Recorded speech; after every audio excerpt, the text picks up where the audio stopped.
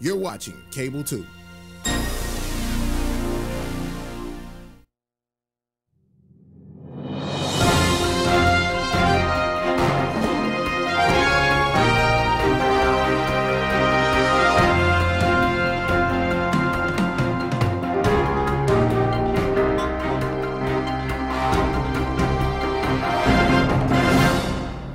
Good evening and welcome to the March 26th Winston-Salem Forsyth County Board of Education meeting. I am Alicia Woodbury, Board Chair, and I appreciate your attendance. And I also say good evening to our viewers on Cable 2. Will you please rise as we start the meeting with the Pledge of Allegiance, and please remain standing during our invocation given by Board Member Deanna Kaplan. I pledge allegiance to the flag of the United States of America and to the republic for which it stands, one nation, under God, indivisible, with liberty and justice for all. Let us pray. Dear Lord, as always, we look to you for wisdom and guidance as we remain focused on our common commitment to put our children, educators,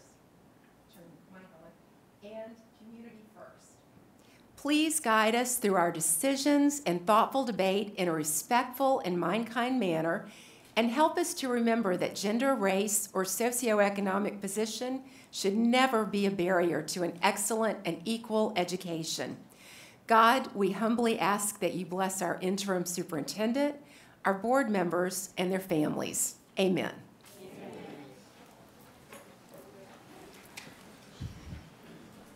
Thank you, Board Member Kaplan.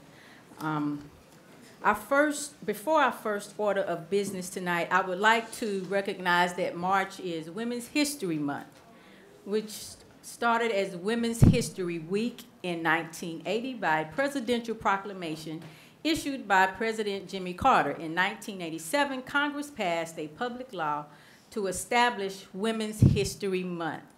I would like to recognize our current school board for making history as the first all-female school board of Winston-Salem Forsyth County Schools. Happy Women's History Month.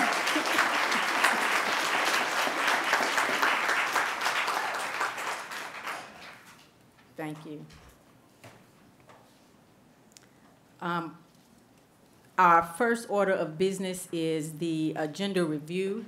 If we could look over that, and if I can get a motion to approve the agenda. Motion to approve. Second. All in favor? All opposed?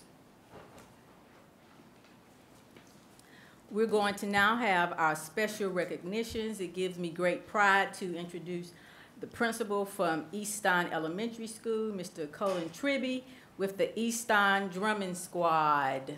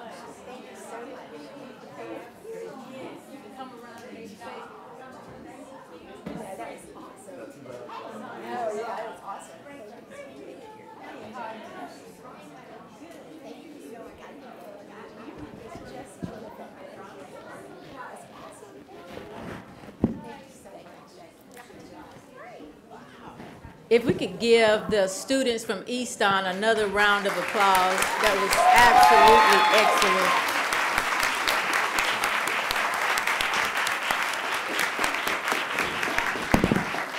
If Mr. Tribby could come back up and kind of say a few words, but I would like to recognize the parents of the students of Easton that are here in the audience. If you would please stand. If you have any of the students that participated, I'm sure as a, okay, absolutely.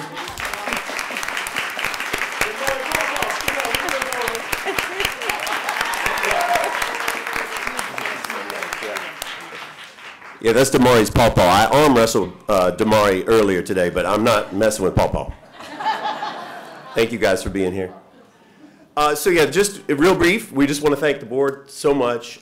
Thank you, Chair Woodbury, for having us here tonight to showcase what these kids do. These are all 4th and 5th graders, with the exception of one. We actually have a 3rd grader who snuck in, and she's just that good.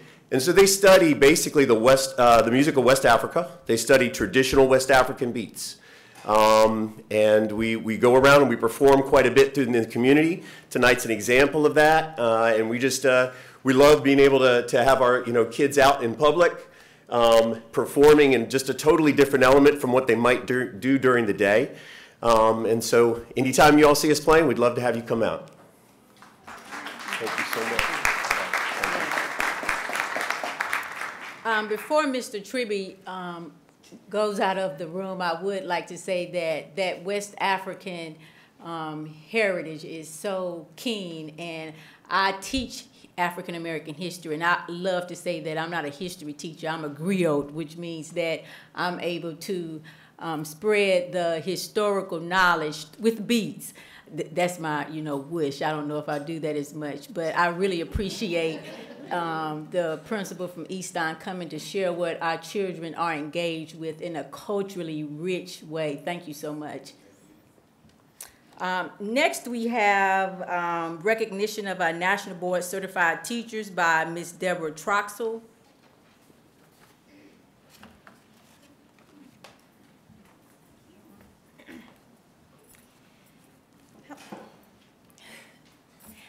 Hello, I'm Deborah Troxell. I'm the National Board District Coordinator for Forsyth County. I'd like to thank Chair Woodbury, the school board, Dr. Simonton, and Matt Dixon for recognizing Winston-Salem Forsyth County Schools' most recent new and renewed National Board Certified Teachers. North Carolina leads the nation in the number of National Board Certified Teachers.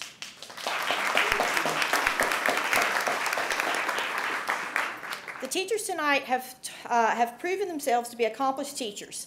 Each spent a great deal of time during the evenings, weekends, and holidays to submit a portfolio of evidence proving their deep understanding of how their students learn. The portfolio contains videoed lessons, student work, lesson plans, and numerous pages of analysis of why the lessons were effective and reflection on steps to make the lessons even more effective. How did they prove they were accomplished? It was not by implementing a perfectly planned lesson to perfect students. That would be nice, but that's not how this works. For example, when it comes to cooking, I can follow a recipe, but if I'm out of an ingredient or something happens, I don't know baking powder from baking soda. I can't fix it. We're ordering pizza. These teachers know how to fix a lesson that didn't come off perfectly. They planned great lessons, and then to prove their value, they incorporated a little remediation when the heads tilted the wrong way. They wiped a nose and continued explaining. They had to stall while the website loaded, and they had to coax a shy student to answer a question that showed their brilliant understanding. Then they had to write a 10-page paper explaining why they asked that shy student that question. It's because they saw the twinkle in her eye that this one she understood and this one she would talk about. So to the principals and administrators, thank you for your support of your teachers. Study shows that nationally board certified teachers are more likely to stay in education and are more effective in the classroom. Encourage more of your teachers to participate in this valuable process. To the families that are here tonight, thank you for your support and for ordering the pizza when things didn't go right that night. To the NBCTs, thank you for the work you've done and the impact you've made to educate our students.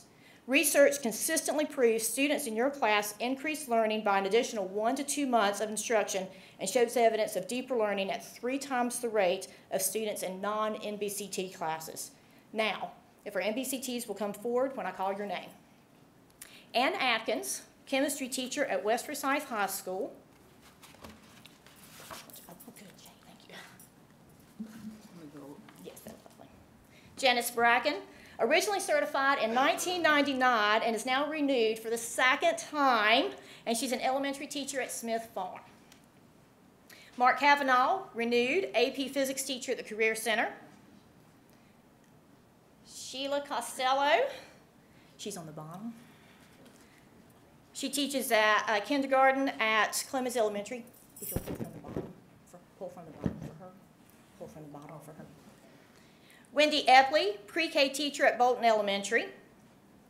Cindy Freeze, 5th grade teacher at Jefferson Elementary. Amanda Gordon, renewed, is at Diggs Latham as the art and magnet coordinator. Tracy Landreth, 7th and 8th grade math teacher at John F. Kennedy High School. Julie Miller teaches 5th grade at Jefferson Elementary. Phyllis Moore, renewed, business ed teacher at Carver High School. Terry Murphy, kindergarten teacher at Kernersville Elementary. Margaret Reeder, renewed, orchestra teacher at R.J. Reynolds and Wiley. Wendy Shove, renewed, media coordinator at Walkertown Elementary. Virginia Spaventa at Spees Elementary. And Melinda Stinson at Walkertown High School, English teacher.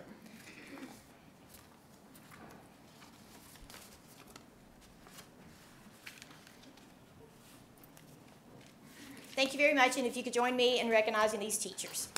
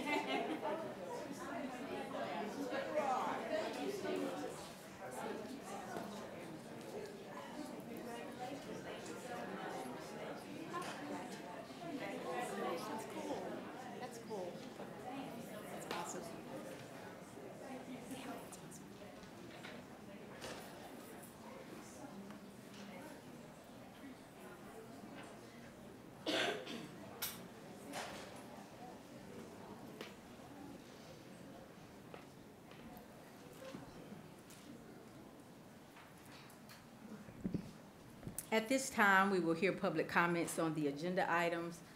Please know we reserve this time to hear comments only on the items that are on tonight's agenda, either for action or discussion. Direct your comments to me as the chair, and know that while we are not able to respond, I may direct you to a staff member that can answer a question when appropriate, and we are definitely paying close attention and taking notes. We do ask that you be respectful, kind, and no, we cannot talk about sensitive and private student or personnel information in this public setting. While we hope it doesn't, should the comments become personal attacks, contentious, or otherwise disruptive, I reserve the right to end the comment period. You will have 3 minutes to speak, and if you have more to share, always know you can email us directly. Thank you. First, we will have Ms. Rhonda Mays from FCAE. Good evening, Chair Woodbury, Good evening. the board, and Dr. Simonton. I am Rhonda Mays. I'm a school social worker here in this district, serving as full-time release president of Forsyth County Association of Educators. I just wanted to come up to, this evening to thank you for putting together the School Choice Special Committee. Because of that, you have shown that you are listening to the concerns of stakeholders in the community. Because as we look at our schools, some of our schools do not look like our county. There's not a good reflection of how our county is made up in each of our schools. Yesterday's meeting, I was glad to hear that you are taking the time to listen to parents and stakeholders concerning this issue, and that you will look closely at how to get our schools to be more balanced, not just racially, but socioeconomically. Because we know when students have others in their classes that are at different levels, they can encourage each other to do better.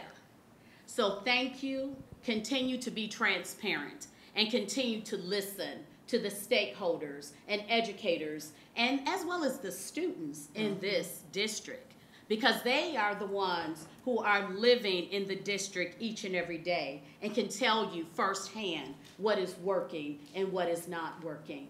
Thank you. Thank you. Next, we have Taisha Burrow.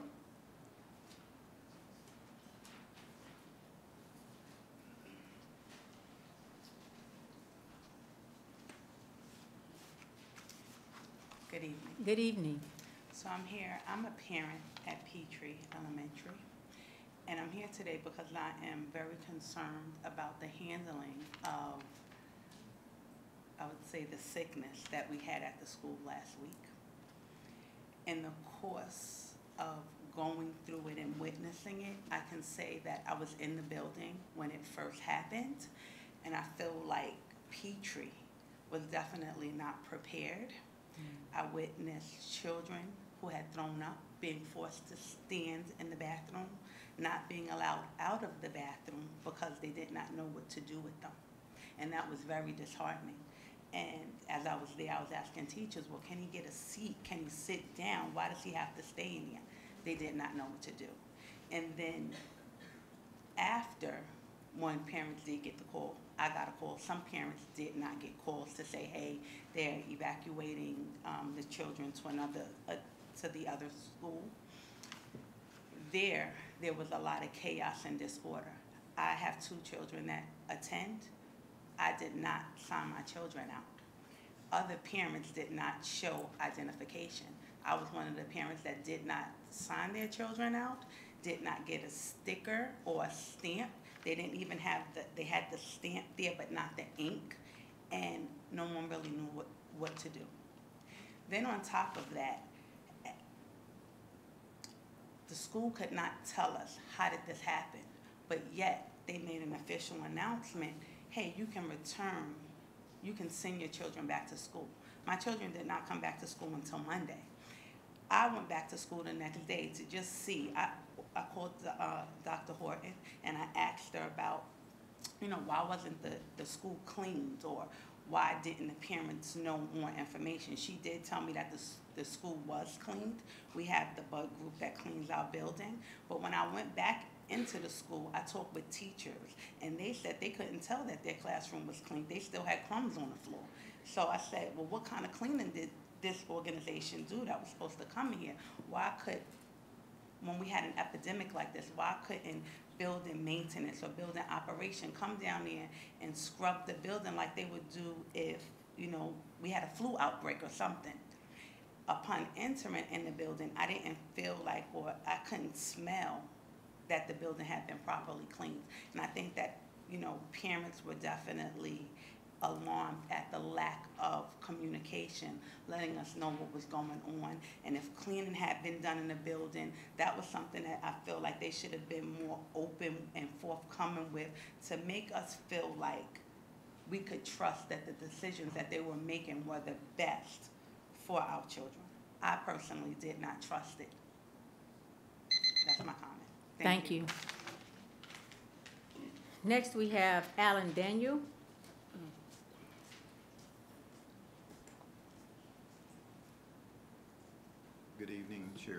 Good evening. Dr. Symington.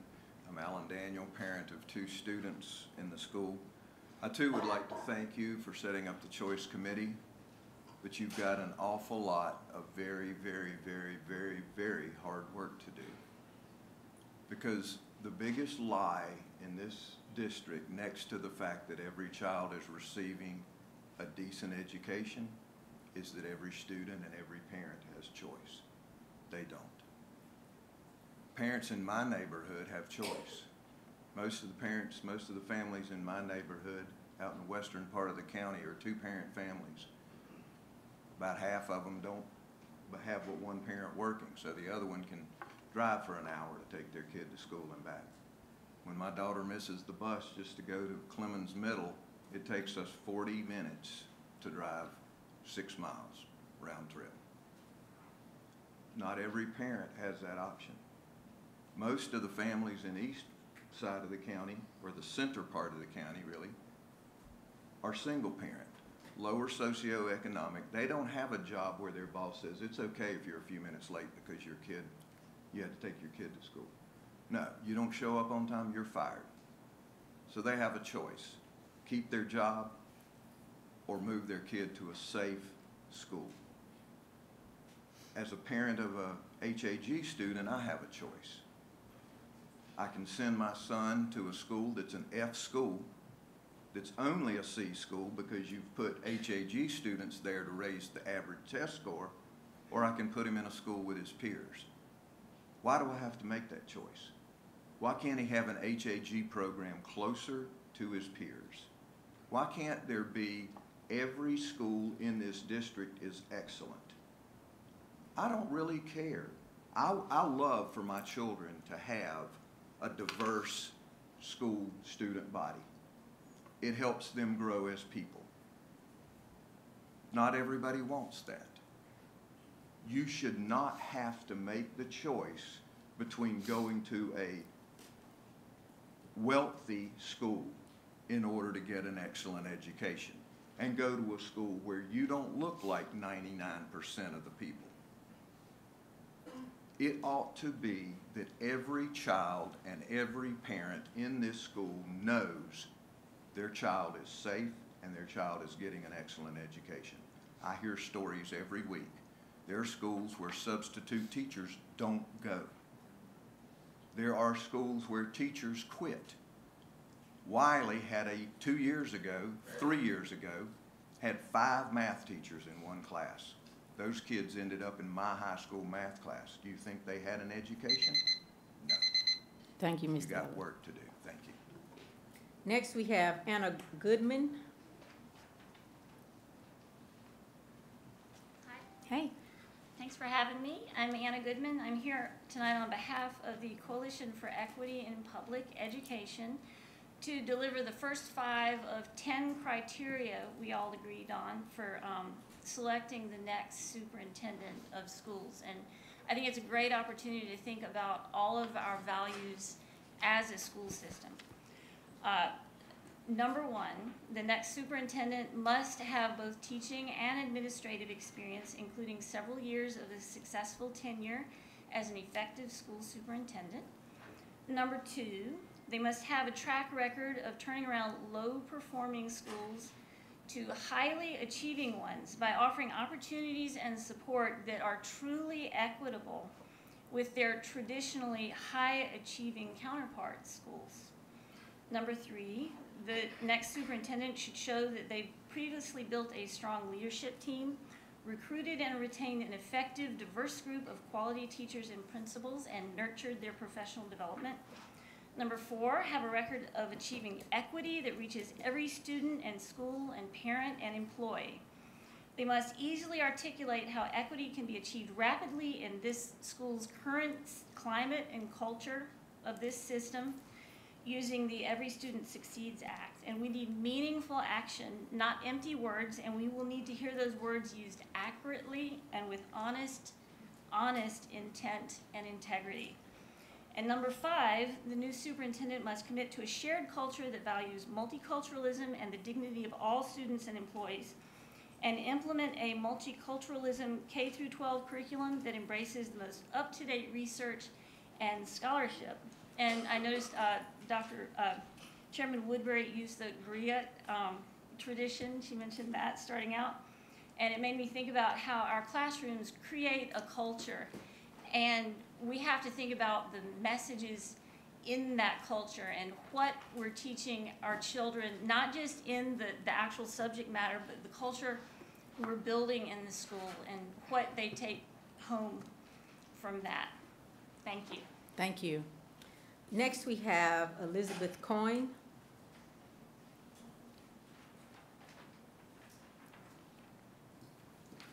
Hi there. Hi. I'm Elizabeth Coyne, but everyone calls me Bibby. I am here also on behalf of the Coalition for Equity in Public Education to share with you the final 5 criteria that we have arrived at collectively and hope that you will consider strongly for your selection in superintendent.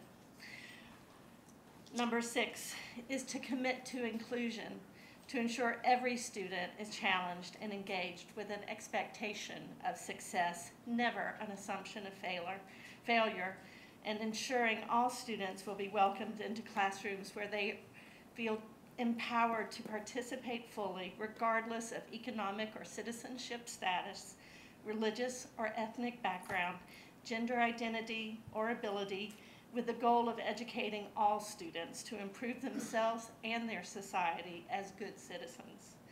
And number 7, bring an awareness and understanding of the history of institutional racism and racial inequity, including segregation both between and within our schools, and commit to learning the peculiarities of how those systems have operated in Winston-Salem, Forsyth County. Number 8, have a record of actively advocating for meaningful action at the local, state, and federal levels for such issues as more resources, less testing, high overall teacher pay, and teacher pay for higher credentials. Number 9, the ability to communicate effectively, clearly, and promptly, both internally and to the public, to ensure ongoing trust while showing the ability to de-escalate and deal with conflict through diplomacy and empathy.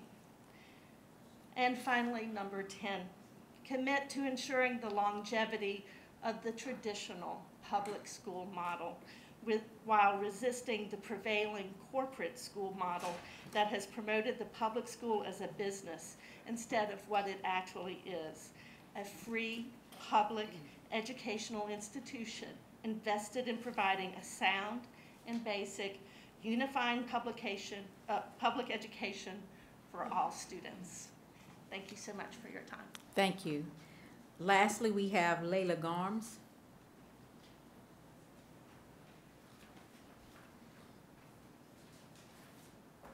Good evening. Good evening. My name's Leila Farms, and I'm here representing the Winston-Salem Foundation. As you may know, the foundation has supported the school system in a variety of ways over the years, including providing community grants to different schools, funding the Peer Project Professional Development Program, and administering our annual Forsyth County Teacher Grants Program. Last year, the foundation announced a focus on advancing equity in education, and we have appreciated the additional partnership opportunities with district leaders that this work has enabled. We value our partnership with the school district and look forward to continuing this important work with our new superintendent. We believe that the upcoming superintendent search process presents a crucial opportunity to engage district staff and community members in envisioning a future of public education in Forsyth County. As the system launches this search, the foundation asks that the school board commit to the following. First of all, solicit broad community input on the experience and characteristics that will be needed in the next superintendent and use the information gathered to inform and shape the hiring process. Host multiple public forums in various geographic locations to hear from parents and other constituents, and offer Spanish language interpretation at every event. 3, conduct anonymous surveys of district staff to identify the qualities that will be necessary for the next superintendent to possess in order to be successful in our district. 4, ensure that the North Carolina School Board Association intentionally and actively recruits diverse candidates and multiple candidates with experience in large urban districts. And last, please provide regular updates to keep the community informed about the search process. The Winston-Salem Foundation is happy to assist the district in publicizing opportunities for community input and to help welcome the new superintendent to our community when this selection is made. We appreciate your time tonight, and on behalf of the Winston-Salem Foundation, thank you for your efforts to make our education system better for our children and our families. Thank you. Our next order of business is the discussion items, and first we will have an update on the Petrie Elementary health incident with August Vernon and Joshua Swift, and I also think that Dr. Simonton will assist with that update. Thank you, Madam Chair. Tonight, we want to be very intentional and public about having the board understand the incident that happened at Petrie Elementary last Wednesday. We know that there's concern from parents and from the community about that incident. We want to be very transparent about our communication and about our response. We want to certainly lift up our community partners from emergency management and from the health department for the role in which they played in helping us to address this issue. We also want to thank all of the individual staff members at the district level, at the school level, and particularly at Petrie for their work in addressing this situation. In addition to Mr. Vernon and Mr. Swift from the health department, we will also hear briefly from Dr. Heather Horton, the principal at Petrie. So at this time, I'd like to ask August Vernon to come forward.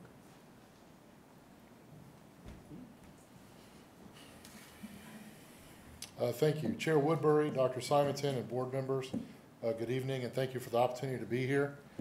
My name is August Vernon, and I am the director of the City County Office of Emergency Management.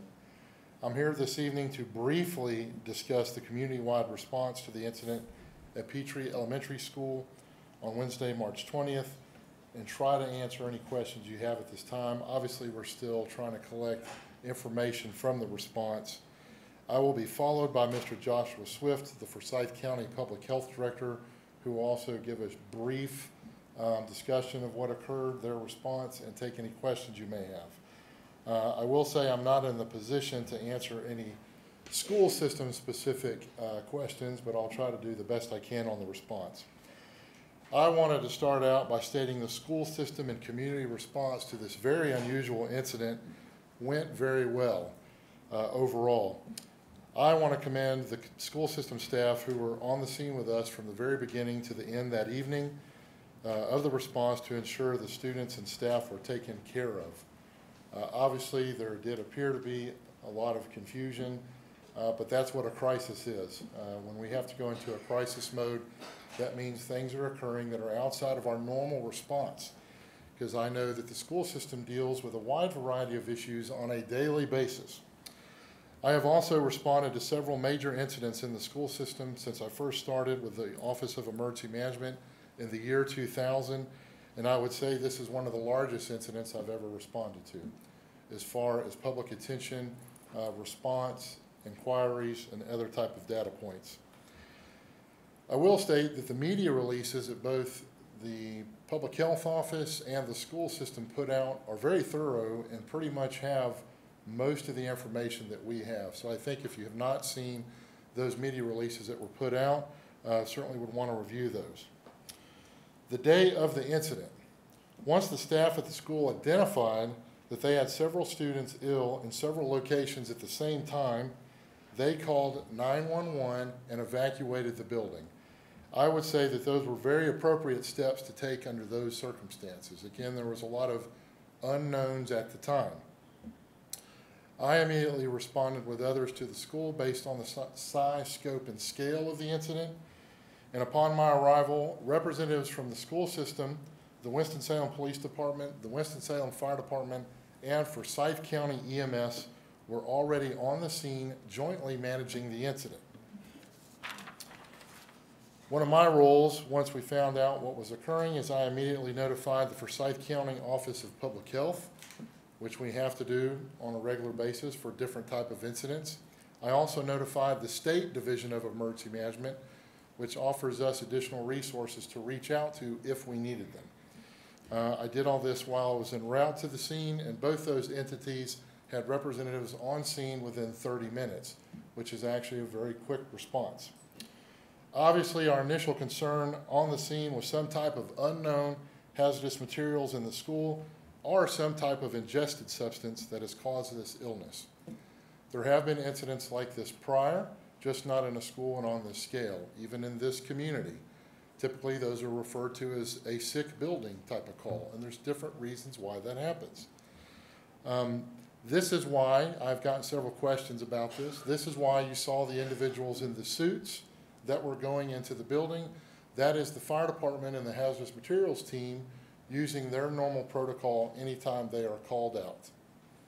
That's why you saw that type of response occurring. One of the normal procedures on any large multi-agency response, which this is we establish what's called a command post, and that was done very quickly, and that ensures that all the agencies I mentioned were physically working together, which again did occur very quickly, and it occurred even before my arrival on the scene.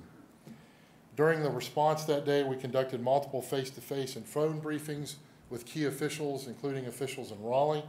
We also conducted a joint press briefing at the end of that day once we had gathered as much information as we could at the time. We were still in a learning curve, but with much information as we could put together, we shared prior to the 5 p.m. press briefing. And again, we're still in a position of trying to learn everything that happened, but I will say in closing, this was certainly a very unusual situation. But the school system, the city, the county, and our state responders ensured we had a safe and successful incident when it occurred.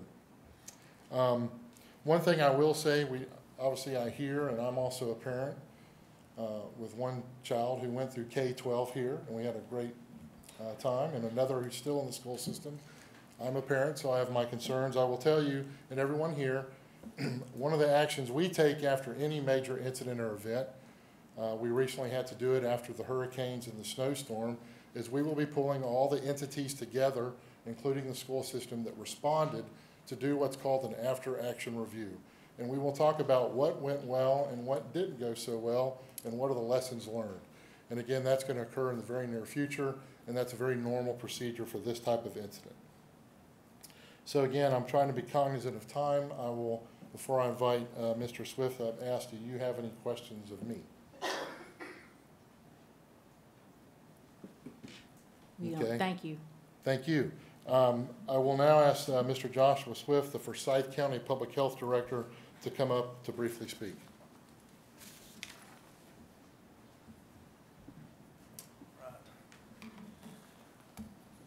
Good evening, Chairwoman Woodbury, Board. Good evening. Dr. Symington. So just to reiterate what Mr. Vernon said, I'll be here just to talk briefly about the public health response. So Wednesday, March 20th, we were made aware, August called our preparedness coordinator that we have. Every health department in the state has a preparedness coordinator. This is very normal that we notified our state division of public health in Raleigh. We notified them of the situation. After we arrived on the scene, the unified command that was set up and determined that some samples were taken, which is again normal for us. We took those samples. Actually, my preparedness coordinator, I met her in Mebane. I was in Raleigh at the time, and I drove back from Mebane to Raleigh to deliver the samples to the state laboratory that evening, just again to confirm, to make sure if there was something. There was a very concern. We wanted to be extreme caution. The next day, we interviewed students and staff. We have an epidemiologist on our staff and a communicable disease nurse. They interviewed the students with, I believe the principal was there. And again, this is very much a normal protocol, something we call a line list whenever there's an outbreak, whether it could be if it's at a restaurant or at a family reunion or an event where we have this, we do a line list. We talk to people. We just try to see if there's something in common. Epidemiologist, it's like a disease detective. We're trying to see if there's put some pieces together to see if there's something in common. So that was done. And again, this has all been shared in the release that the Department of Public Health school system has put out. Just to reiterate, again, our main goal was to make sure there was no continued threat to the school's occupants or to the public, any infectious or foodborne or environmentally caused conditions or diseases. As August has already said, we've already planned to hold an after-action review because, our we always want to try to get better and look at any lessons that we learned during this response. And again, I mean, this is something that we in public health, when we're doing our, we're out there and we're responding to things all the time. Obviously, this was in the school system. I also have 2 kids, an elementary school student, a 2nd grader, and a 6th grader, and I could be I'm very concerned as a parent too. So I can see where how that would be. But I'm here for any questions you may have from a public health perspective.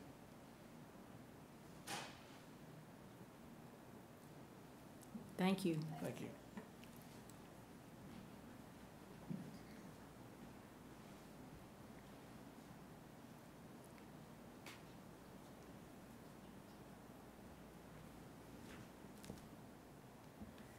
So after the cause was identified, I think we have provided some entertainment for local radio stations and national stations, and I hear that we have even made the news in Canada. But I want you to know that we are just extremely grateful that no one was seriously ill, and once the cause of the issue was identified, it was easily resolvable, and we know that it will not occur again. Madam Chair Woodbury, Board of Education, Dr. Symington, thank you for the opportunity to express my gratitude on behalf of the school for those who quickly responded to the incident. Forsyth and Guilford County Emergency Services, the Winston-Salem PD, Forsyth County Health Department, also our instructional superintendents, Rusty Hall, Trish Gainey, Dr. Corliss Thompson-Drew brought a whole team of folks to meet us. Joe Childers, the principal at Adkins, was wonderful, and his entire staff cleared the gym for us and even high-fived kids as they were coming into the gym that day. Brent Campbell, Chief Communications Officer, Darrell Walker, Wayne Laughlin, Operations Staff, Lauren Richards, and Child Nutrition, Jonathan Wilson, our District Security Director, and I would also like to thank my entire staff and the way they remained calm, quickly executed our procedures, and comforted our students and families in a time that was scary for a while. So thank you.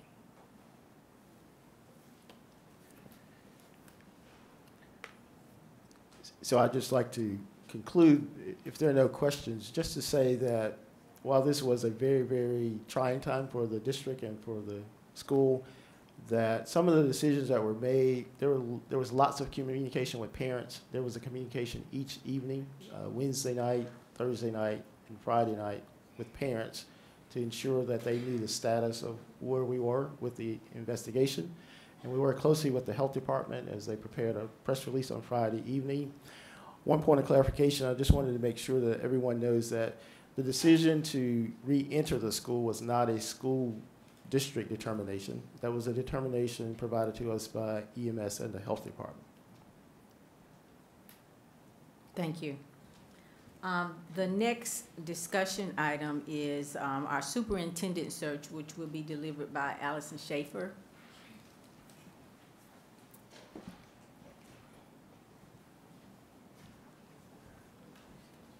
Good evening, members of the board, Dr. Symington, and staff and community out there. We're happy to be here today. With me is Jim O'Rourke, who is a staff attorney with my division. He's handing out a folder of information that was previously also shared with the board electronically, but we just wanted to have you to be able to have those documents there. What we are here today to do is to discuss the process for getting your superintendent search started. These are initial documents that we will need approval for to get your search started. And so we wanted to just discuss those briefly with you and get approval to the extent that you feel comfortable approving them tonight. As I said in the memo that is part of the materials that you have, we need to get approval of a date of an application deadline. We need to get a draft vacancy announcement approved. We need to list, we need to decide where to advertise, and we're going to make recommendations on all these. We have a sample application form we need approval from, and then we need to discuss community and staff surveys and public forums and things like that. So there's a lot to talk about, and we can hopefully go through it relatively quickly, but I want to make sure the board gets all of its questions answered. So the first document right behind the memo is the timeline. The only thing that we need approval from tonight is the deadline for the applications to be do. The rest of this is kind of just goes through the process of the different steps.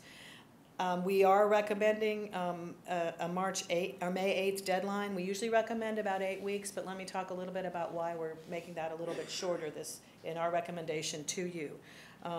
We have been recruiting heavily already for your superintendent search, and we feel like we can get a good group of candidates in those 6 weeks. I have just spent a weekend, not last weekend, but the weekend before, with the American Association of School Administrators Howard University Urban Superintendents Aspiring Superintendents Program, where we talked about your vacancy. In February, I went to the American Association of School Administrators and did a job fair, and I talked about your vacancy. And this weekend, I'm going to the National School Boards Association, this week, actually tomorrow, council's meeting in Philadelphia, and we're doing a job fair there as well, and having a booth. So we have been working very hard already to make folks aware of your vacancy nationally and statewide. Again, I was teaching at both Howard University ASA program and at AASA, so it's something that we have been already working on. The other reason we felt like the shorter timeline would work is because we're concerned that you stay, that you try to get your search done before the school year begins next year. And we also know that there are candidates who are looking to what they're going to be doing next year, and we're afraid we will lose some good candidates if we don't move with relative haste. And so we've already been talking to folks, and we want to make sure that you get the folks that you're interested in getting. I said this to the board when we spoke before, but we have a bigger audience today, so I just want to reiterate a couple of things. I've been doing this work for 20 years. For the North Carolina School Board Association, I've done over 165 searches in the state of North Carolina. We only have 115 school systems, so that means we've been doing this long enough that there's been some turnover in superintendent searches. We are committed to recruiting the best candidates nationally and in the state. I'm very active in the National Affiliation of Superintendent Searchers and have contacts across the country and have been recent past chairman of that group. So we feel like we have a very broad reach, and we will be able to help you get a great pool. Our job is threefold: to get you a great set of candidates, to get you good information about those candidates, and to have a great and professional process. And so our job is not to make the decisions. I want to reiterate that is the board's role. By law, they make the decision about who their superintendent will be. We do not recommend candidates, but we bring you as many great candidates as we can find. Just in response to one of the comments that was made earlier, we have gone back and looked at our track record of equity in placing candidates. We have, in doing our numbers in the last 4 years, our average of placing minority candidates has been above 50% in the districts that we have worked in. And again, that's the boards making their choices, but letting you know that we do believe we attract a very diverse candidate pool, and we work very hard to get the very best. So the first thing we'll need to do is to get an approval of that date, if the board is comfortable with that. If you have any questions about that, I'd be glad to answer them. And I guess your process is to approve these things during the action section, so we can come back to that. But if there's any questions about that, I'll be glad to entertain them at this time. The rest of these processes, while you're waiting for the applications to come through, we do recommend that you spend that time doing community forums and also surveys. So the 6 weeks or so between now and then is a really great time to do those things. The last time when I worked with you on your last search, there were a number of community forums, and of all the communities I've ever worked in, yours had the best attended community forums I have ever seen in a school district. You have a very engaged community, and that was very popular, and I think that would be a great thing to do, and we would encourage that and talk about dates and how to set that up. That's also, just to reiterate, that it is the board's role by law to make the decision about who to choose ultimately, but that input from staff and community is incredibly important, and one of the things that we offer are community surveys and staff surveys that are separate to get input from both of those groups. So we do recommend that, and we have that offered to the board in the materials tonight.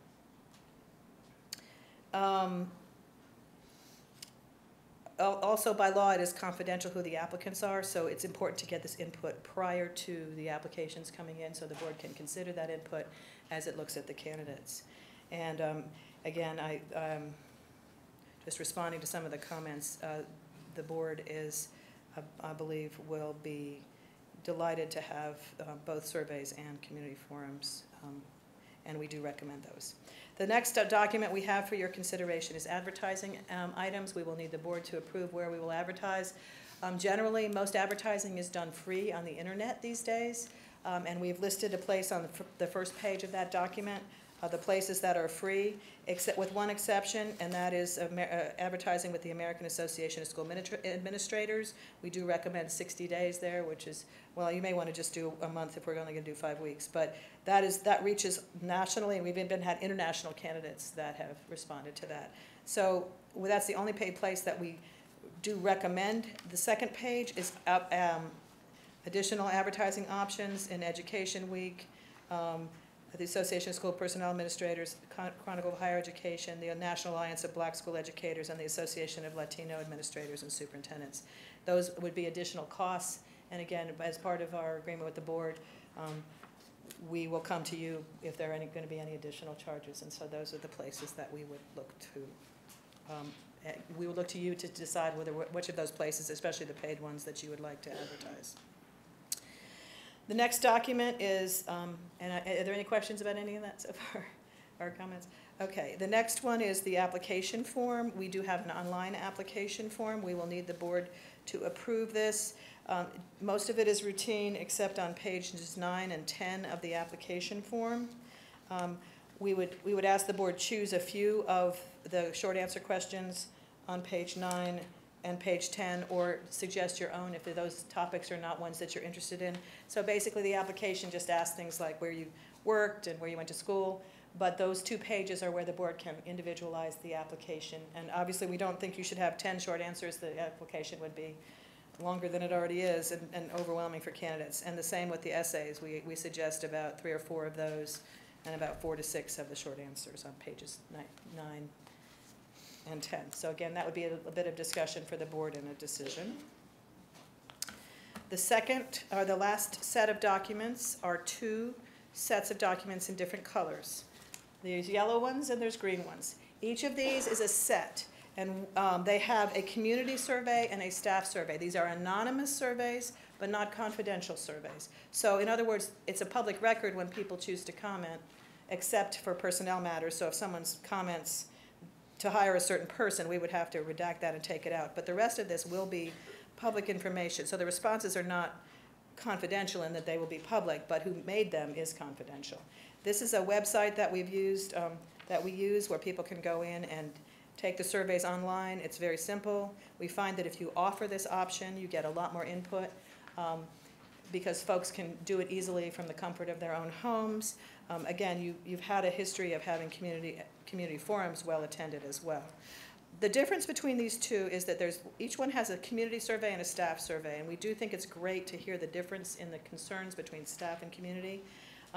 The yellow ones are the more simple ones. You'll probably get more answers to those, but they're more simplistic and they don't drill down into specific questions. The green are more nuanced, ask you to rank things, take a little more time and a little more thought. You may not get as many people responding, but you will get better quality information and more nuanced information. All of these surveys have at the end of them comment sections for people to type in whatever they think they want the board to hear about the superintendent search. So it's not limited to these questions, but we do find that it's a useful tool. And what we will do, if you'll notice on your proposed timeline, we will come back before the applications are due and report on this, as well as the community forums, and present all this to the board. The last items that we do recommend you get input on is similar to what happened tonight, which is you have organizations that come and make statements or provide written statements to the board. And of course, you always have your public comment periods at your regular school board meetings. So all of those are great ways to get input. I've tried to run through those quickly just to talk about what's here. I don't know if there's any discussion appropriate now, or do you want to wait until later to talk or to give your opinions about that? Help me with that. What do you think is best? Pardon? I was asking, what do you think is best? I do have a couple of questions, but if it's best for us to just wait until you finish and it'll make it go by quicker then. Okay. It's up to you all. I need to come back and get approval, and I understand that's in the next portion of the meeting. So if that would be a better time to have the board provide input, that might make more sense, just in terms of you giving me your opinion and telling me what you want. Okay, good. Is that good? Any other questions or any other comments? So that's generally the documents we're going to go over tonight, and we need approval, and I can walk you through with that when we get to that point. Okay?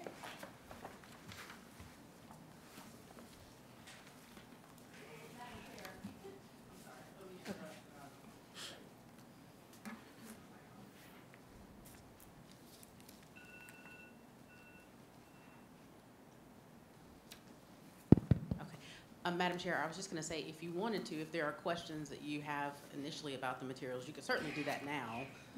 And then that way, if there's some little, outstanding questions or things, it might help the action process go a little bit quicker if there are questions about the materials now. But it's up to you if you'd like, however you'd like to do that. I don't mind waiting until we get to the approval part, unless some folk have questions now that they would like to ask Attorney Schaefer. I just wanted to make a comment that I think you helped us previously in terms of how to conduct the public hearings, how long they should be, how we should be forming our questions. So I'm assuming that it will be time to get started on those tomorrow or very soon. Obviously, you want to make sure you have enough time to do all of the forums that you want to do. So yes, we will assist with all that. And again, we will draft proposed documents for you. But remember, this is your process, so it needs to reflect what you all want, and that includes the forums and how you want to do those. Right. And one document I forgot to mention to you was we need an advertisement. If we could get away with it today, even if we don't decide on the public forums and all that, it would be great if we could get an advertisement, an application deadline, and figure out where to advertise and get the application done. That will get the process started so people can start applying. Right. I'm assuming because it's a shortened timeline, we want to start yesterday. Yeah, we are prepared to get everything started tomorrow if you all are ready to do that. I am concerned about the timeline with May 8, and given that it's almost April and we have spring break, I'm just wondering if that's enough time to get enough applications and conduct the forums. We think you can do it if you get started relatively quickly. I don't, there's a balance between losing candidates and getting started, before the next year, and also making sure you have enough time. I do think it's important that you don't feel rushed and that you take your time to feel like you're doing it the right way. So that's a balance for you all to decide. We can certainly make it longer. It's just that you're going to, more likely going to have some candidates who've already accepted positions next year. And that's the balance I was trying to strike in making that. And that's why we've already gone ahead and started talking it up, even without approval of documents. Thank you. Thank you. The next discussion item is the Week of the Young Child by Kelly Bendheim.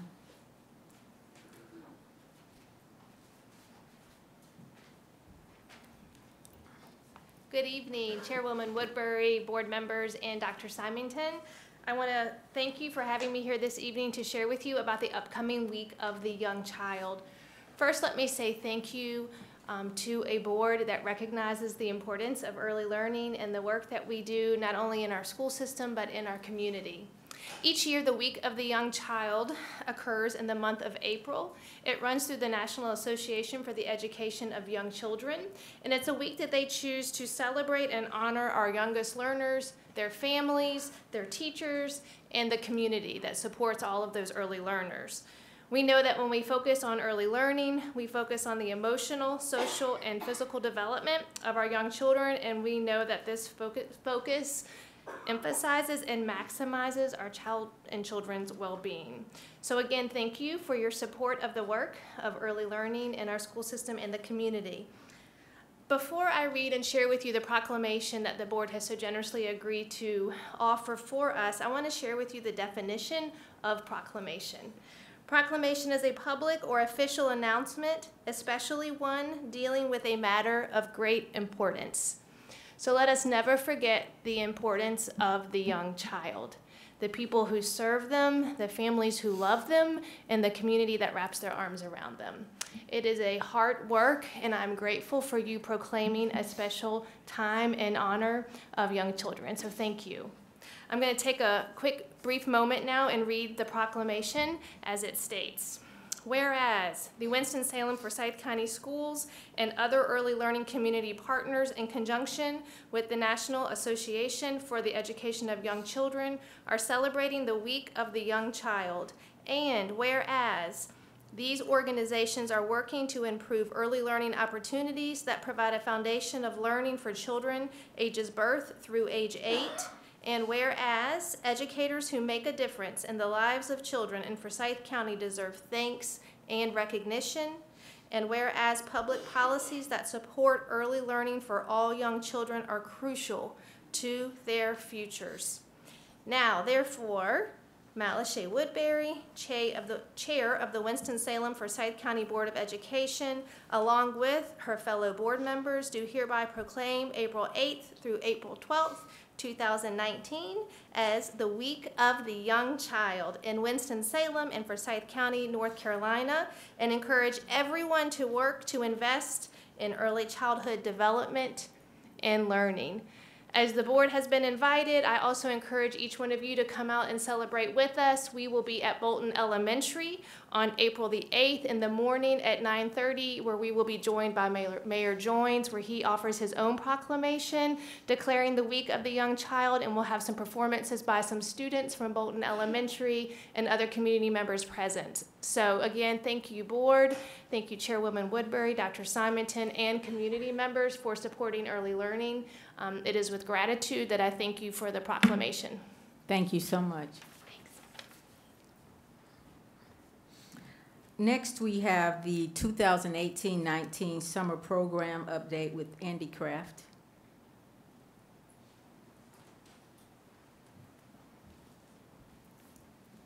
Good evening, Madam Chair. Good evening. Dr. Symington, members of the board. I want to follow up on a discussion that we had in Curriculum Committee about the proposed summer program. This is not to be confused with the Summer Rise program that Sam Mills and his team leads. I just want to let you know what this program is, when it will occur, and the logistics for your consideration. So this is a program that provides remediation to students that were not proficient on the 4th through 8th grade EOG, particularly in ELA and 5th and 8th grade science. That remediation would take place the last week of school. Students can participate in this, but it's entirely voluntary. And then students are given an opportunity to retake the EOG if they were not proficient. Again, this is just for ELA in grades 4 through 8 and science in grades 5 and 8. If those students decide to retake the EOG, they would do so the first 2 days after the school year ends. We would administer ELA on the first day after school ends. We'd administer science on the second day after school ends. I'm sure you have some logistic considerations, including transportation and child nutrition. Transportation would be provided. Child nutrition would be covered, so students would receive breakfast and lunch on those 2 days. Any questions? Andy, could you just talk about why math is not included? Thank you. Yeah, good point, right? So this year there is a new math test. As a result, the scores will not be immediately returned. We won't get scores back on those math tests until about August. So we wouldn't know who would retest, who would participate in this program. As a result, this would only be for English and science this year. Any questions? Thank you. Okay, thank you. Ma'am. I'm just curious, how many of our students usually retest, and you know, especially now since we're only doing the 2 subjects, how many do we normally have that decide they want to retake these tests? Sure. So this is a new proposal for a district, something we haven't done in the past. Looking at past numbers, you could have roughly 5,000 students, would be a guess, that may decide to retake these tests across the district. That's a guess, right? This is entirely voluntary, and so we'll have to see how many actually take advantage of this opportunity. Thank you. Thanks. Thank you. Next, we have an update on the Restart application plans by Dr. Karen Roseborough.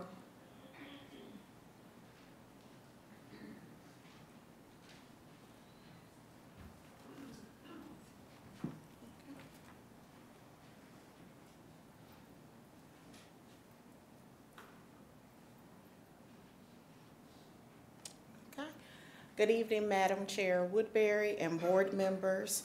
I am delighted to present to you a presentation for a proposal for a restart program for our elementary schools in the Inspire 340 initiative.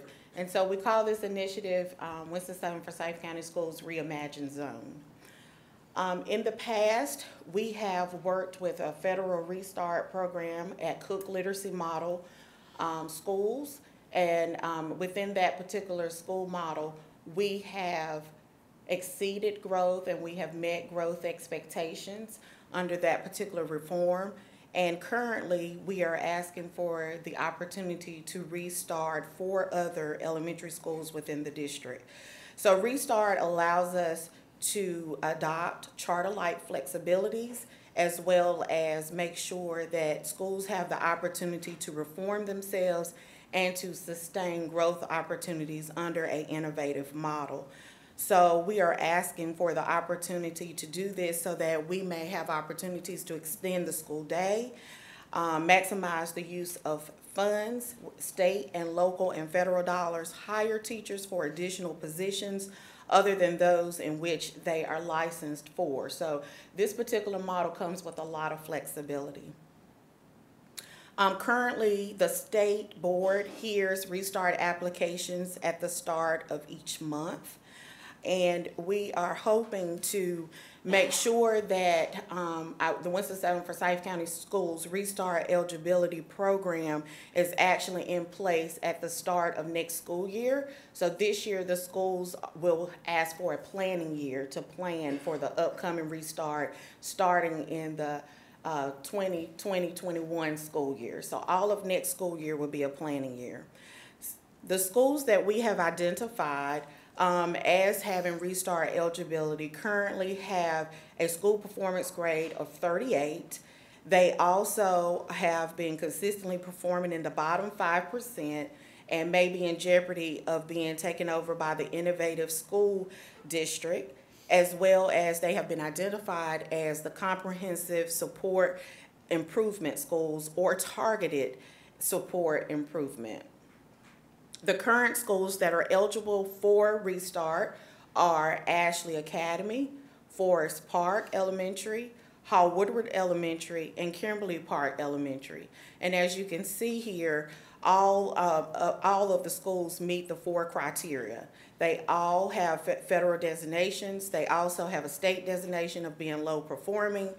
And Ashley Academy and Kimberly Park Elementary are also part of the SIG reform model. Ashley Academy has a SIG grant for school transformation, and Kimberly Park has a SIG grant for whole school transformation. Forest Park was a former SIG school that showed and yielded gains when they were a SIG school, and they are currently a 33F. However, if we had some sustainability measures in place, we believe that Forest Park would have been successful, and we think that under the current restart plan, we can get them back to a place in which they are showing and demonstrating continuous improvement and success. So currently, in order for this program to be successful, we must have principal buy-in, and the vision for restarts is imperative. So we have to have strong principles with strong vision. We also would like for our families that are affected by restart to have buy-in into the process. We would like for their voices to be heard about how they would like to reinvent the schools. And also we want our families as well as our community leaders to also contribute to the success of the restart. So that's why we're asking for the planning year versus the fast track. This is the timeline for the applications. Tonight you are hearing from me regarding the applications and what each school is asking for. In April, we will submit the application for Restart, and then for 2019-2020, we will begin the planning process, engagement conferences with our stakeholders, as well as Restart school visits. And what that is visiting other school districts across the state that have implemented Restart. The following departments will be vital to the Restart process: finance, human resources, operations, the Office of Early Learning, Digital Teaching and Learning, AIG Magnet, Exceptional Children, ESL, the Title I Research and Evaluation department, because we would want to have a measure of impact on how well our school turnaround efforts are going, similar to what we've done with the Cook Restart model, as well as transportation. And so the following schools have asked for the following exemptions to include in their plan that's up for proposal to the state board. So this is not finalized. This is just a proposal for the planning year that will go to the state board. So the first school up for redesign is Ashley Academy. Ashley Academy is asking for personnel flexibility. They would like flexibility with the teacher workday requirement, weeks of employment, professional development days. They're also asking for an opportunity to expand teacher leadership by implementing opportunity culture with public impact out of Chapel Hill, Carborough. They're also asking for additional support staff, such as a dean of students, an additional guidance counselor, literacy coach, math coach, and a dual immersion coach. They also are asking for student performance indicators, one mainly being the flexibility to use the NC check-ins to measure academic performance on the EOGs, as well as making sure that third grade students are not in the double jeopardy situation of testing. So they would like to opt out of the in-class DIBELS TRC testing, and then also add the IDEAL because they are a dual immersion school, that is an assessment that measures their students in Spanish, and then running records to measure achievement. They would like the finance and funding flexibility, where they're able to use their funds for bonuses, pay staff for student growth, as well as have full use of district funding and move funds between budget line items. They are asking for calendar flexibility, which include, it could be and or extended school day, scheduling year-round calendar, and a flexible 10 non-instructional work days for teachers for the purpose of additional opportunities for professional development. As far as programming, they are asking for an additional pre-K class with flexibility with implementing a identified social and emotional curriculum school-wide, curriculum flexibility in their daily scheduling where they're not limited to specific amounts for each subject, and then class flexibility where they would add additional encore classes such as the science lab, literacy lab, dance, or a makerspace waiver for K-3 class size cap. So what they're saying here is they're asking not to be held accountable to having 23 students in their classrooms in grades K through 3. The redesign for Forest Park is very similar to Ashley Academy. Again, the difference here is for assessment and accountability. They're asking for TRC in grades 4 through 5. That's the text to reading comprehension assessment. They would like calendar flexibility as well. They would like to extend the school day and then add protected work days for their staff. They would like curriculum flexibility as well, but they also have added that they would like to do standards mastery, where students have multiple opportunities to gain and maintain their wealth of knowledge in the standards. And then they would like experiential field trips for the students, at least 2 field trips each 9 weeks. And again, extended school days, flexibility with class size and movement between funds.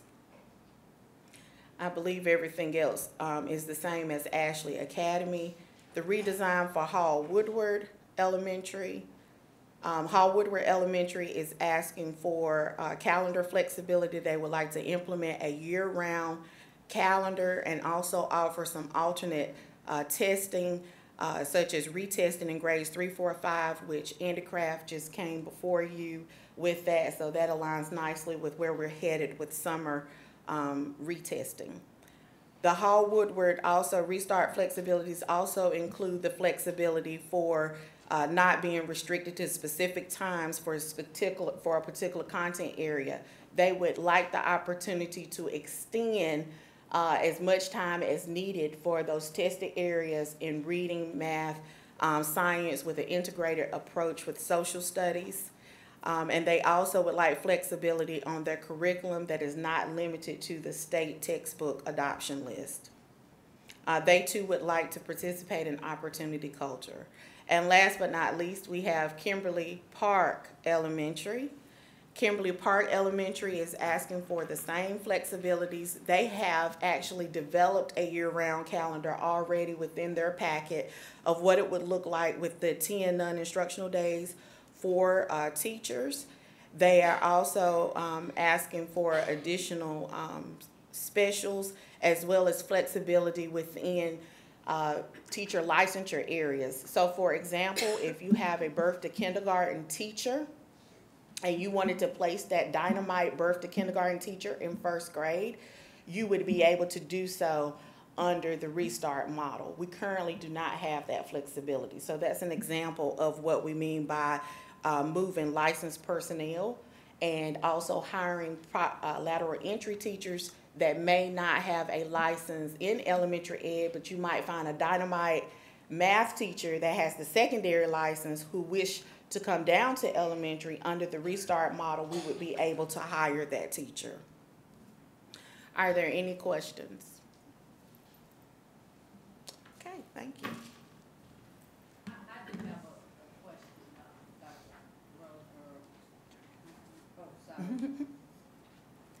Rose. What is SIG?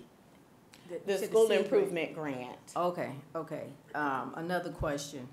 If a school is going to opt out of TRC and DIBELS for third grade, what will be used to formatively assess? Yes, so we use a beginning of grade assessment. All third graders use what we call the BOG assessment. That gives us a pre-screener on where they're currently scoring in the area of literacy. And then they also will use the NC check-ins for formative assessments throughout the year and possibly take the regular EOG at the end of the year. The NC check-ins are assessments coming from the state? Yes, ma'am. It comes from the state. And it's given quarterly. It's a quarterly benchmark. Are we using those already in schools? We are using those currently. So currently, our third graders are being tested on M-Class DIBELS, M-Class TRC, North Carolina BOG, and NC check-ins, as well as the end of grade test. So that's why the schools are asking for an opportunity to opt out of one of those assessments. So what made schools opt out of using TRC and DIBELS versus the North Carolina check-ins? Have there been some type of assessment of when schools use the North Carolina check-ins, there seem to get more accurate data leading up to the EOG versus if they're looking at the TRC and DIBELS? What we have seen in our school turnaround efforts with Ashley Academy in particular, and the principal is here and she can attest to this, that the students that are proficient on our NC check-ins were also the students who were proficient on our end of grade assessment, which yielded the results that we desperately needed. So we were able to increase proficiency at Ashley Academy this past year by really tracking that particular data point, whereas with TRC, we could not get a clear picture as to who was going to be proficient and who was not.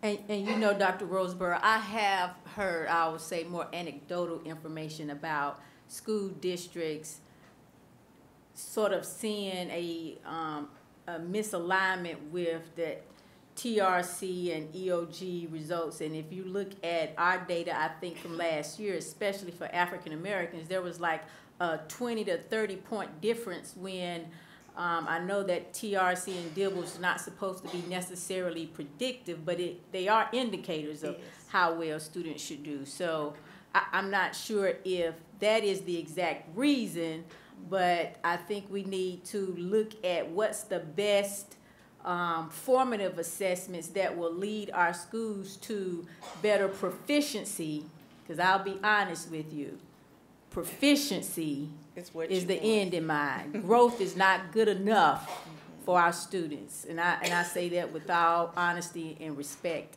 And I think our community deserves for their children at least proficiency. Yes. So I'll just make that point. And lastly, I saw that there were going to be innovative pedagogical methods. I mean, I know what pedagogical methods are, but how do you define innovative pedagogical methods? I would just say define it. Don't just say that, because it could mean different things. And if I'm looking at that application, it's telling me the school may not be really thinking strategically about which innovative pedagogical methods will be used. I believe that was left in one of our applications. It may have been Hall Woodward, and we will talk with the principal about that before submitting. What does that exactly mean? And as far as your commentary on the TRC Dibbles debate and the NC check-ins, the schools have asked for the use of the NC check-ins all the way up to the fourth quarter as the end of grade assessment, because we feel like it's given us a more accurate depiction of what our students are capable of, as well as helping us to identify supplemental supports for students who are actually performing at a lower level. So it's given us a better depiction of what is needed and what we can do to provide safety nets for students. Okay. So you believe that the NC check-ins are more closely aligned to what we are looking for with the EOGs?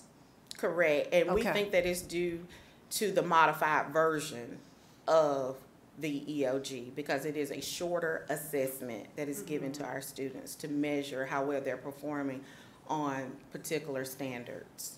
Okay. Thank you. Thank you. Next, we have our curriculum committee report by our Vice Chair, Barbara Burke, and of course, the Chair of the Curriculum Committee. Good evening, everyone. Good evening. The Curriculum Committee met on March 14th, and we were privileged to have with us all of our directors for secondary instruction. We had from science, David Delayed. From social studies, Rebecca McKnight. English, Melissa Agee. And from mathematics, Velvet Symington. They each provided valuable information for us. They were able to answer 3 questions. The areas that we're doing well, areas of improvement, and the research-based strategies that they are currently using or plan to use. We received an EOC, EOG update from Andy Kraft, our Chief Program Officer. We received an update from Kelly Benheim on Pathway to K and Pathway to 1. We also received an update from Dr. Sam Mills, our interim instructional superintendent, on the RISE summer camp. Dr. Lionel Cato provided information on high school credit recovery. We heard from Andy Kraft, as we just heard from him a few minutes ago, regarding the summer retesting opportunity for remediation and retesting in the areas of English and science. We heard from Misty Nichols and Julie Fritz from Sandy Hook Promise. They informed us of a program that they have that is free called Know the Signs.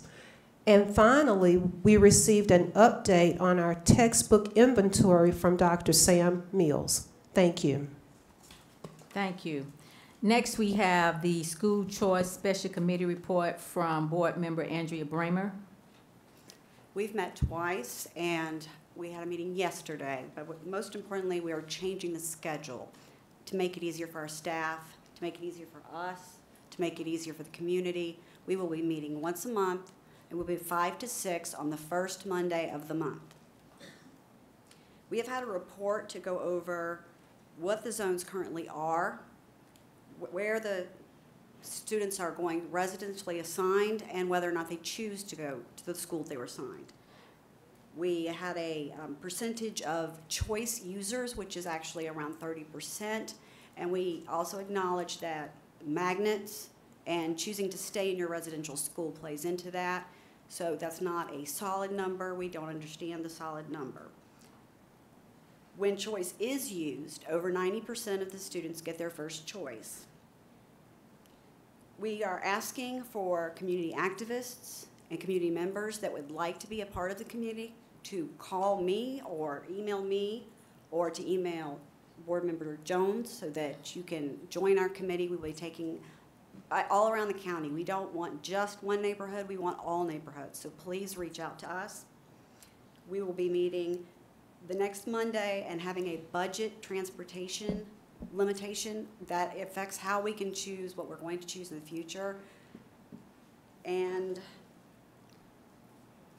I think that I've covered all of it. We will 5 to 6, the first Monday of the month, and we will have climate, equity, and culture following at 6 p.m. Thank you. Next, we have the Building and Grounds Committee report from Board Member Leah Crowley. Thank you. In Buildings and Grounds, we discussed the middle school access control system. Jonathan Wilson helped explain to us how students in middle schools now can access. A lot of students are moving from mobile units to a main building and need to get in through a back door or a side door, and those have all been installed now. And Darrell Walker wanted to bring attention to the collaborative effort between security and our technology department. So thank you to both of them for working in tandem to help this for our teachers and students. We also had an update from Cole and Moore on Easton Elementary with the design for that school. And Darrell Walker also mentioned a partnership with Wake Forest University and the City of Winston-Salem, which has been evaluating our water quality. And they've been doing water testing throughout our schools, both at the hydrant and inside the schools. And we should have results back on those in April. We're still evaluating properties for potential sites for Ashley and Brunson, and that's a priority and it's ongoing. Thank you. Next, we have the Policy Committee report from Board Member Leila Calvert-Hayes. Thank you. We had 2 policies that we were going to talk about today, and we talked so long on one policy that we never got to the second one. So it'll be coming up soon. We talked about policy 115C-51. Now, I know nobody out there knows what that is, so I'm going to tell you what it is. We talked about public comment. Public comment is really, really important to us because we want to know what you think, and we want to know how you feel like we can do better with our policies. So we also looked at how other cities are handling their policies. The cities we looked at in counties was Guilford County, Chapel Hill, Charlotte, and Wake County. And by comparing them to what we're doing, we hope to have better initiatives into our public comments and to make sure that everybody takes part. Transparency is very, very important to us. And so we are looking into public comments. And if you have any suggestions on how to do that, since this is you also, we would certainly appreciate it. Thanks. Thank you. Next, we have a few action items, and the first consideration is approval of the North Carolina School Board Association Superintendent Search options. Motion to approve. I think she's going to go through one by one. One by one. No problem. The first one is the application deadline. I think we discussed that. We are recommending May 8th, but if you want to change it, that's certainly up to you all based on the conversation we had before. Is there a motion to approve May 8th as the application deadline? So moved. Is there, second? Okay, any discussion or questions? I'm with Board Member Crowley. I think we need a little more time. I think that's pretty rushed. I have to agree. I think that's a little rushed also. We have a lot going on right now, and hopefully we can have a little more time to be able to go over everything. If we did 8 weeks, then we could have the 22nd of May, so that would be the other option. If you want 2 more weeks. Yeah, my concern, and I can see going another week or so, up to 2, but it's really important that this is somebody who's hired for the upcoming school year. And if we drag out the time, we will not be getting somebody who's ready to start the school year with us. And lots of folks will choose not to apply. I think that the hard part is thinking like the applicants and not like the people receiving the applications. I also believe that some of our forums into the community don't have to be finished by the time we close the applications. There's nothing that makes us have to tie those dates exactly together, but I do want us to be getting people who are looking to be placed at the beginning of our school year. I know there's a motion and a second on the floor, but maybe there would be a compromise that instead of extending it 2 more weeks, we would just extend it 1, just as a thought, if someone would want to change their motion, or, you know, if we were extending it past May the 8th, but just by 1 week and not 2. So is there a motion to modify the initial motion? Madam Chair. Yeah, go ahead. You could do it one of 2 ways. Okay. You could call for a vote based on the motion and second that's been offered, or Ms. Motzinger, who made the vote, could amend her motion. Okay. Yes. And take a second at that time, Okay. if she wanted to do that. So I would like to amend my motion to close applications on, I believe that would be May 15th, would be a week from May 8th. So I'm suggesting May 15th. Is there a second? Second. Any discussion, questions? All in favor? Looks like that's unanimous. Okay, that's the first one. Okay. The next one is the advertisement that we gave you. Jim O'Rourke is going to come up and talk about that very briefly. Make sure there's nothing that you want to change, and he's the one who drafted it, so I'll let him explain how he got there. Thank you, Allison. Good evening, Madam Chair, members of the board. We wanted to provide a draft template here for an advertisement, so we weren't starting from scratch with all 9 of you and us up here tonight. We gathered most of this information off of your website. However, those numbers can change. So we would certainly, intend to run this by your communications folks just to make sure that information is correct. Just sort of walking through paragraph by paragraph.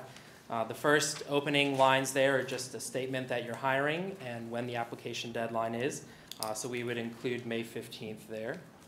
The next paragraph is just information, a brief snapshot about your school system, size, number of students, number of schools, some information about your mission, how the Board of Education is elected and selected, and then links to additional information about the school system, your school system website, as well as your social media. The third paragraph there is information about your community, where you're located, information about some of the other communities in Forsyth County, as well as some of the other educational institutions, and some other information about the community as well, including links to your town government, county government, and other tourist-related sites, as well as information about where to find local news. The next paragraph there is just some general information about what you're looking for. The candidates are required to be licensed as a superintendent or be qualified to serve under the State Board of Education's alternative guidelines, central and building office level experience preferred. as well as some different areas of experience that you want them to have, and finally a requirement that they live in the county. And the last paragraph there is just information on where to get additional information, and we encourage you to have all of that come through us so that we can gather that information, answer questions for those candidates, but also any information that we receive throughout the search goes to all of the board members so that it's not coming through one board member and not disseminated to all of you. And of course, link to the application itself. Again, we can work with your communications folks to verify information here, but what we would ask is certainly if there's anything glaring that you don't feel is addressed here about your school system or about your community, things that you want us to add in, take out, modify in any way. We want to be sensitive to your time and don't want to wordsmith every sentence, but if there's anything you want to include or change here, we're happy to modify this document however you'd like. Is there a motion to approve the vacancy advertisement with the benefit of working with our communications department? Motion to approve.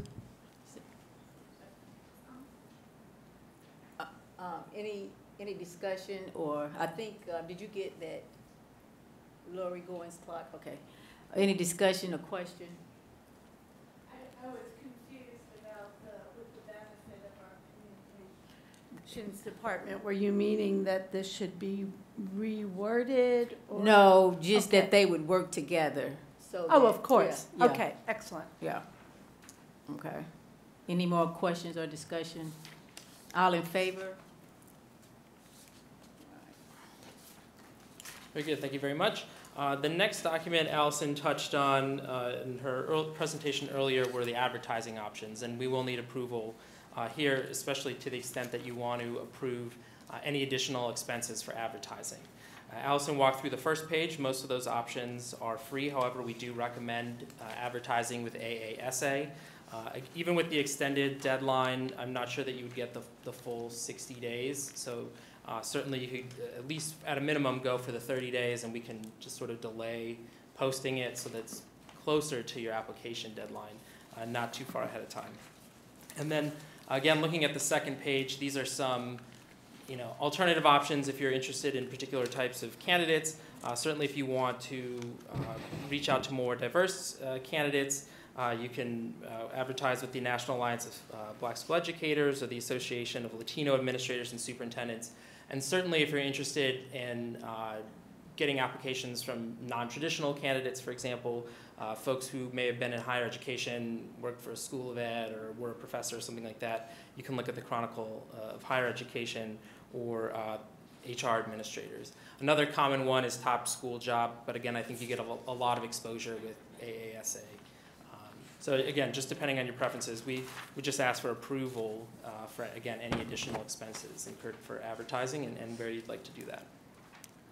Okay, is there a motion for approval for the advertisement options with the decision to go with the 30 days with the American Association of School Administrators as recommended and everything else staying the same?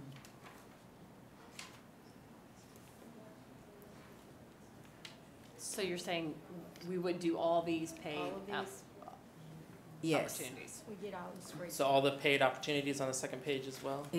Exactly. So moved. So that's the motion on the floor. I think that's maybe the most concise way, and if we don't want certain things, then we can. Okay. I just want to be clear on that. Yeah. So is there a motion to approve the advertising options with the change to go with the 30-day option, the 30 days for the American Association of School Administrators, but everything else, page 1 and 2, stay the same? So moved. Is there a second? Any questions or discussion? All in favor? So to clarify, you're approving all of the paid options on the second page as well as the 30 days for AAs? Yes. Okay. Just want to make sure we record that. All right, I'll turn it back over to Allison to walk you through the application. I have a question for the AA that we are reducing from 60 days to 30 days. So what will that cost look like now? It is $559 for 30 days and $799 for the 60, and they only do it in 30-day increments, so those are our only choices. Thank you. The next thing we need to do to get this up and have folks start filling it out is to approve the application form. As I said, most of this is standard information, but we would like the board to select to narrow down the choices on page 9 and 10 to some short answers. Remember what the document is that you're talking about is an application. It is a screening tool.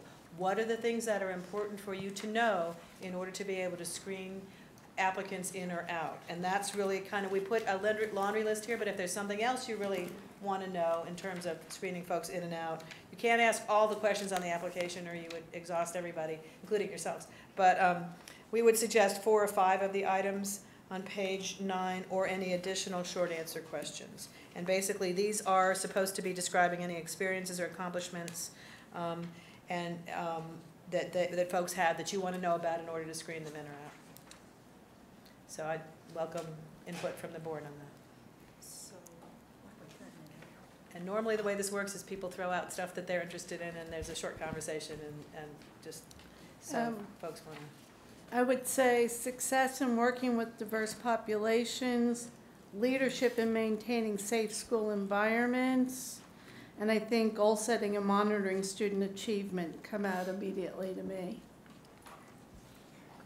I also had fostering community relations and organizational planning and team building in addition to success in working with diverse populations. The ones that you wanted to keep? Yeah, 5. So mine are 5, 6, and 8. Okay, thank you. If you give us the numbers, I think that would be.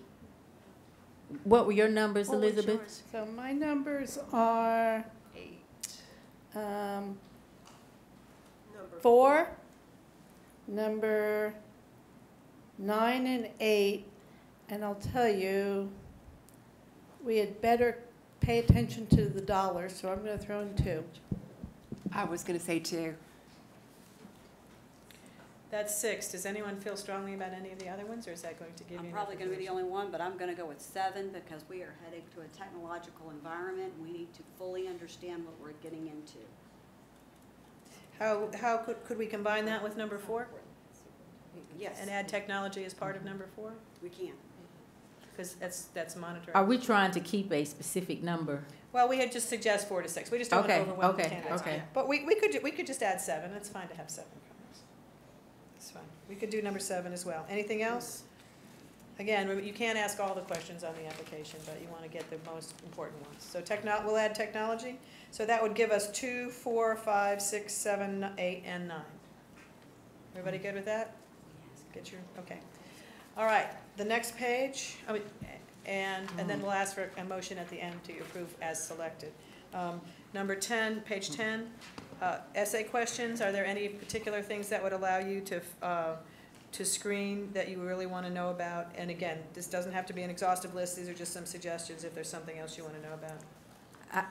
3 for sure. Yeah, I think closing the achievement gap and turnaround schools, something that specifically adds in turnaround schools experience. I agree. I think we definitely need to add turnaround schools. So to number 3, we would add turnaround school experience. I think number 2 is critically important about how should the board and superintendent work together to complement and support each other because it's such a close working relationship. Yeah, I agree. Number 2 and 3, anything else? And I like 1. I want to know why somebody wants to leave where they are and come here. Folks okay with that? How many do you suggest in this? 3 or 4? 3 or 4. Mm-hmm. Can you add community into 3? How would you use community and internal resources? Yep. How would you use, right, and how would you use community and internal resources to raise student achievement and close achievement gaps and also talking about your experience with turnaround schools. We'll wordsmith it, but Yeah. those are the items, okay. Are those okay? All right, so Madam Chair, if those are okay with the board, then we would just ask for a motion to approve the application as amended by the board. Okay, so is there a motion to approve the application with the recommendations or amendments by the board? So moved. A second? Any discussion or question? All in favor? All right. The last thing that we have before you right now are the survey forms. I don't know if you all are ready to move forward with those tonight, but obviously the sooner we get them out, the more we can start soliciting. My specific question was about student surveys. Do you all have any models of, I think maybe the middle and high school students could provide some valuable data. We could just add a third survey and have it be a student survey. That won't be a problem at all. If you'll notice, the difference between these, the questions are the same. It's just that it's a different demographic that's requested to respond. So we could certainly do that. We also do offer, but we need to work with your staff on this, Spanish language translations for the community survey, and that might need to be for the student survey as well. So we do think it's a good idea to have the questions the same, whether it's the two for staff, I mean the staff and community. So just one, we wouldn't need to redraft it, it would be the same survey. It would just. I guess my concerns would be understands research-based school programs. Would a student really understand how to respond to that question? Well, we certainly could design something else if you want us to do that. I think it would be helpful to design something that's student-friendly, and you know, I don't think you all probably even have to reinvent the wheel. There's probably some stuff out there, but I would definitely like to see our students weigh in. We obviously don't have that document here tonight, but we can certainly draft one and get it back to the board. Okay. This is part of the process. We're here to do what you want us to do. So if there's stuff like that you want us to do, we're happy to do it. Okay. Does the board have any thoughts about the two different surveys that are presented in terms of the community and staff? Which one was it that you said got the best? We usually get more results for the shorter, more simplistic survey, which is the yellow ones, but you get more nuanced information in something like the green one, where you're asked to rank and choose the things that are most important. So remember, this is not a scientific survey. This is people who choose to respond voluntarily because they have something to say. And also remember, there is space at the end for folks to write in whatever they want to write in. I think the one that asks people to rank is very, very helpful, because otherwise we all want everything good. Nobody says, it doesn't matter to me that this person has any quality we all want. So I think it's important. The ranking is very important. So that would be the green. Yeah. We not ask people to do so. Yeah, we give you two options because some boards feel strongly one way and some feel strongly the I other. just think that the ranking lets people know that sometimes you have to make choices, including filling out a survey, and I like that. And remind me, what is the process to get this out to the community? The staff survey, we use the internal staff communication, and then the community survey, we work with your PR office, and the press is usually really good about running articles and making it available, and there will be a link on your website. You can send an email out to your parents through your normal communication system. And again, any kind of press you can get, as I said, the newspapers and other media are really great about putting out articles that invite people, encourage people, and we can actually draft. We have some sample things we can draft to go out to the public. So we've got some media stuff ready. We would just work with your people. And the other question, so we would need approval of which survey if either of these you want, and then we would also need to know if you want a Spanish language survey. For the community, I don't think we need one for the staff, but for the community, we would need to work with your staff also. Yeah. All right. I would make a motion that we adopt the green survey that has asked people in addition to do some ranking, and I would request that we have one in Spanish. That's my motion. Second. Any discussion or questions? I do want to add in the student piece. I don't know if, yeah. Okay. We will have to get that back to you. Absolutely agree that we want a student piece, and it may even be a relatively short survey to students, but I agree with Chair Woodbury absolutely that we want to ask our kids. Okay. So that's in my motion too. Okay. We just don't have one in front of you to approve the specific language. Is there a second? Second. I think we were in discussion and question. Okay, sorry. Any further discussion or questions? All right, all in favor? All right. Great. Those are all the documents we have to approve. However, I would say to the board that it is, it's important to start thinking about public forums and where you want to have them and how many. Normally, we just recommend a few because we don't get a lot of good attendance, but your history here, as I said before, is that you really have a very active and engaged community. So you need to think about where you would want to do that and in what format you want. And we can certainly work with you on that. Do you want a regular public comment kind of forum? Or one of the things we've been doing lately is kitchen table conversations where people come in and they talk as a group to answer very specific questions that the board wants answers to.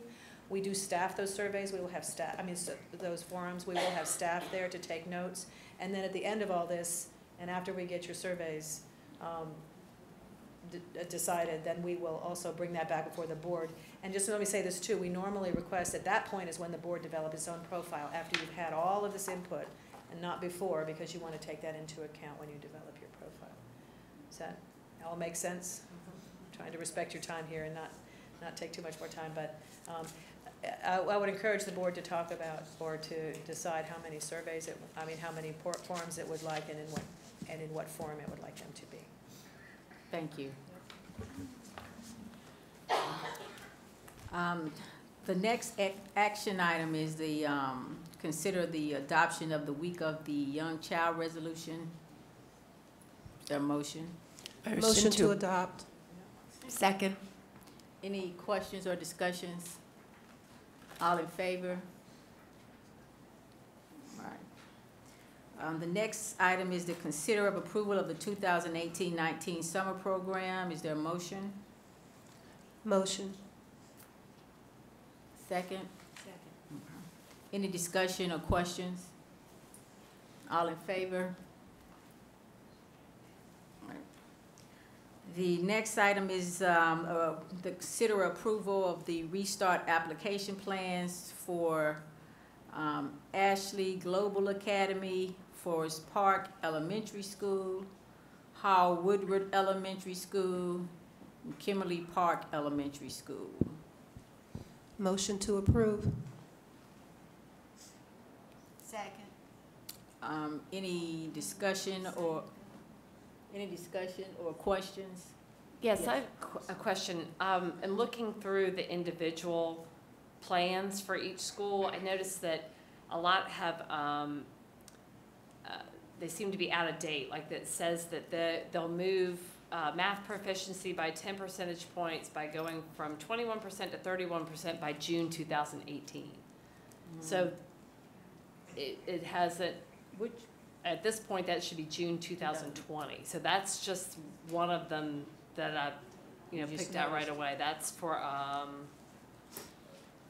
let's see here, which school that one's for. That one's for Ashley Academy. Mm-hmm.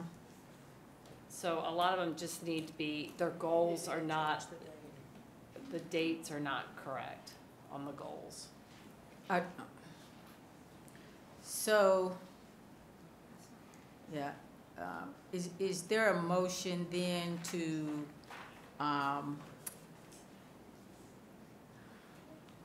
maybe to bring the restart applications back to us with, what are you thinking, Dion? Madam Chair, you do have a motion and a second already to approve them. Okay. But, just like in the previous incident, if the individual making the motion wants to amend their motion with the approval of the person who made the second, they can. But it might have been a typographical error or something they can easily correct. That's what I'm thinking. Okay. Yes. Can we approve? Yes, that can probably be fixed. Okay. So can we approve based on date changes? You can approve them as they are provided, and then we can go back and correct that if that's a typographical error on that date. Okay. Dr. Roseborough shaking her head. Thanks. Okay. All right, any other discussions or questions? Okay, all in favor? All right. The last item is the approval of budget number 5 and amendment number 5. Motion to approve. A second. Any discussion, questions? All right, all in favor?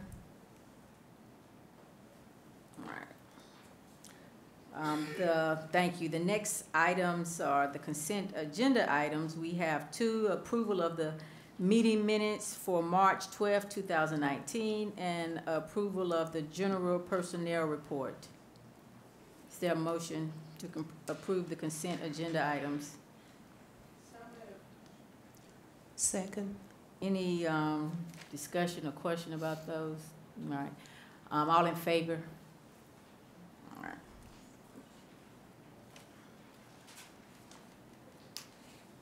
right. So before we begin the section of our meeting which anyone can comment on anything, we say good night to our Cable 2 viewers and thank you for watching, and this will conclude our broadcast. At this time, we will open the meeting.